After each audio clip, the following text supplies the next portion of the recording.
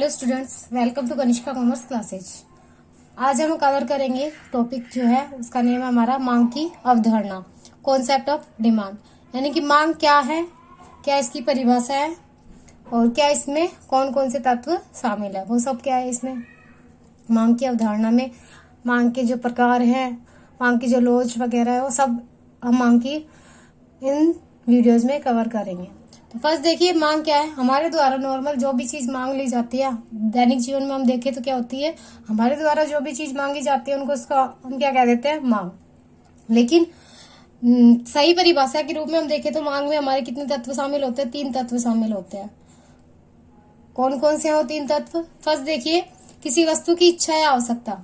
मान लीजिए कोई व्यक्ति है, उसे कोई वस्तु खरीदने की क्या हो, इच्छा हो या आवश्यकता हो। सबसे पहले अगर हम किसी वस्तु की मांग किसको कहेंगे, जो व्यक्ति है उसकी उस वस्तु को खरीदने के लिए क्या होनी चाहिए, या तो उसको इच्छा होनी चाहिए या फिर उसकी उसको आवश्यकता होनी चाहिए। जैसे मान लीजिए एक व्यक्ति है जिसका पेट भरा हुआ है और एक व्यक्ति ऐसा है जो भूखा है। तो भूखे व्यक्ति के लिए क्या है, रोटी जो है उसकी क्या होगी, इच्छा भी होगी और उसकी क्या होगी, आवश्यकता भी होगी। लेकिन जिसका पेट भरा है उस व्यक्ति के लिए उस रोटी की कोई भी आवश्यकता नहीं है, कोई भी नीड नहीं है। तो पहला तत्व क्या हो गया हमारा, किसी वस्तु की उस व्यक्ति को क्या होनी चाहिए, इच्छा होनी चाहिए, आवश्यकता होनी चाहिए। नेक्स्ट देखिए, इस वस्तु को खरीदने के लिए मुद्रा या पैसा। ना सिर्फ उस व्यक्ति के पास उस वस्तु को खरीदने की इच्छा होनी चाहिए, बल्कि उस वस्तु को खरीदने के लिए उसके पास पैसे भी होने चाहिए या फिर मुद्रा होनी चाहिए। जैसे हमारे इंडिया में तो क्या हो गया, पैसा या फिर रुपया करेंसी चलती है, लेकिन बाहर की जो है करेंसी चेंज है। तो उसके पास उस वस्तु को खरीदने के लिए क्या होने चाहिए, पैसे होने चाहिए या फिर मुद्रा होनी चाहिए। थर्ड क्या है, इस वस्तु को खरीदने के लिए पैसा खर्च करने की इच्छा। ना सिर्फ उसको आवश्यकता या इच्छा हो, ना सिर्फ उसके पास पैसे हो, बल्कि यहाँ तक कि उसे पैसे खर्च करने की इच्छा भी होनी चाहिए। कई बार क्या होता है, कुछ वस्तुओं में खरीदनी होती है, उस वस्तु के प्राइस कितने होते हैं, 500 रुपए है, लेकिन हमारी इच्छा कितनी है, 400 रुपए खर्च करने की है। तो जब तक हमारी इच्छा 500 रुपए खर्च करने की ना होगी तो हमारी क्या नहीं कहलाएगी, मांग नहीं कहलाएगी। यानी कि उस वस्तु को खरीदने के लिए हमारे पास 3 तत्व शामिल होने चाहिए, यानी कि 3 तत्व होने चाहिए, तभी वो वस्तु की क्या कहलाएगी, मांग कहलाएगी। किसी वस्तु की इच्छा या आवश्यकता, इस वस्तु को खरीदने के लिए मुद्रा या पैसे, और इस वस्तु को खरीदने के लिए पैसा खर्च करने की इच्छा, ये सभी क्या है, मांग के जो 3 तत्व है उनमें शामिल है। अब ये तो हमने देख लिया कि मांग में कौन कौन से तत्व हमारे शामिल होते हैं। नेक्स्ट देखिए, मांग हमेशा कीमत से संबंधित रहती है। यानी कि जो मांग होगी वो किससे रिलेटेड होगी, हमेशा मोस्टली जो आपको मिलेगी वो किससे रिलेटेड मिलेगी, प्राइस से रिलेटेड मिलेगी। यानी कि कभी भी रिलेशन बताना हो या फिर मांग की जो लॉज बतानी हो या फिर मांग कैसे की जाती है, किस बेस पे की जाती है, मोस्टली किस पे डिपेंड होती है, कीमत पर डिपेंड होती है। अब हमारे सामने ये आएगा कि कीमत होती क्या है, तो कीमत से तात्पर्य मांग प्रति इकाई समय से, यानी कि एक इकाई समय में कितनी मांग की जा रही हो कीमत से संबंधित होती है। यानी कि कीमत से तात्पर्य क्या हो गया, मांग प्रति इकाई समय, यानी कि प्रति इकाई समय में मांगी जाने वाली मांग को क्या कहते हैं, कीमत कहते हैं।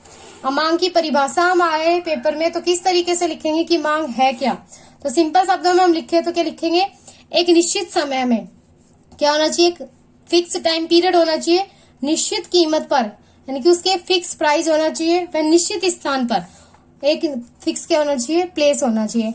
एक निश्चित समय में निश्चित कीमत पर निश्चित स्थान पर किसी वस्तु की, कोई भी वस्तु है उसकी उपभोक्ता द्वारा मांगी जाने वाली मात्रा क्या कहलाती है, मांग कहलाती है। सिंपल शब्दों में हम क्या कह सकते हैं, एक निश्चित समय में निश्चित कीमत पर निश्चित स्थान पर किसी वस्तु की उपभोक्ता द्वारा मांगी जाने वाली मात्रा क्या कहलाती है, मांग कहलाती है। और दूसरे शब्दों में हम लिखना चाहे तो क्या हो जाएगा, अन्य शब्दों में मांग से तात्पर्य उन विभिन्न वस्तुओं की मात्रा से है, यानी कि उन वस्तुओं की मात्रा से है जो एक उपभोक्ता अलग अलग कीमत पर खरीदने के लिए क्या रहता है, तत्पर रहता है, तैयार रहता है। तो मांग की परिभाषा अगर हमारे एग्जाम में आए तो हम आसानी से लिख सकते हैं। आगे देखिए, ये परिभाषा क्या थी, एक व्यक्तिगत लेवल पे थी, यानी कि एक व्यक्ति की बात की जाए तो परिभाषा क्या लिखेंगे हम, मांग की वो। लेकिन अगर हम बहुत सारे व्यक्तियों को मिलाकर बात करें तो वो मांग क्या कहलाती है, वो मांग हमारी क्या कहलाती है, बाजार मांग कहलाती है। अब तो देखिए बाजार मांग से क्या तात्पर्य है, बाजार मांग से तात्पर्य है कि किसी दी गई कीमत पर, यानी कि दी हुई कीमत पर समस्त उपभोक्ता द्वारा, एक उपभोक्ता है, 2 उपभोक्ता है, 3 उपभोक्ता है, 4 है, 5 है, तो इन 5 उपभोक्ता द्वारा एक दी गई कीमत पर वस्तु की जो मात्रा मांगी जाती है उसको हम क्या कहते हैं, बाजार मांग कहते हैं। तो क्या बोला, बाजार मांग से तात्पर्य है कि किसी दी हुई कीमत पर समस्त उपभोक्ता द्वारा मांगी जाने वाली वस्तु की मात्रा का योग बाजार मांग कहलाता है। अब देखिए प्रत्येक बाजार में ये थोड़ी ना एक ही उपभोक्ता हो, तो बाजार में क्या होते हैं, बहुत सारे उपभोक्ता होते हैं, तो अनेक उपभोक्ता होते हैं। तो अब उदाहरण के रूप में हम समझे कि बाजार मांग है क्या, तो देखिए बाजार मांग क्या है। माने कुर्सी की कीमत कितनी रुपए है, 500 रुपए। ये उपभोक्ता है, कोई ए नाम का व्यक्ति है, वो कितनी मांग करता है, 4 कुर्सियों की क्या करता है, मांग करता है। तथा बी उपभोक्ता है, वो क्या करता है, 3 कुर्सियों की मांग करता है। तो अर्थव्यवस्था में मान लेते हैं हम कितने उपभोक्ता है, इसी समय सिर्फ 2 ही उपभोक्ता है और 500 रुपए प्रति कुर्सी के हिसाब से अगर बाजार मांग हम पता करना चाहे तो कितनी हो जाएगी। ए के द्वारा कितनी मांग की जा रही है, 4 कुर्सियों की, और बी के द्वारा कितनी मांग की जा रही है, 3 कुर्सियों की। तो इन दोनों का योग कितना हो जाएगा, 4 + 3, तो टोटल कितनी हो जाएगी, 7 हमारी क्या हो जाएगी, बाजार मांग हो जाएगी। तो इस तरीके से क्या है, मांग की परिभाषा और बाजार मांग क्या होती है, इस वीडियो में हमने कवर किया है। आई होप आपको वीडियो समझ में आई होगी। वीडियो को लाइक करना और चैनल को सब्सक्राइब करना ना भूलिए। Thank you.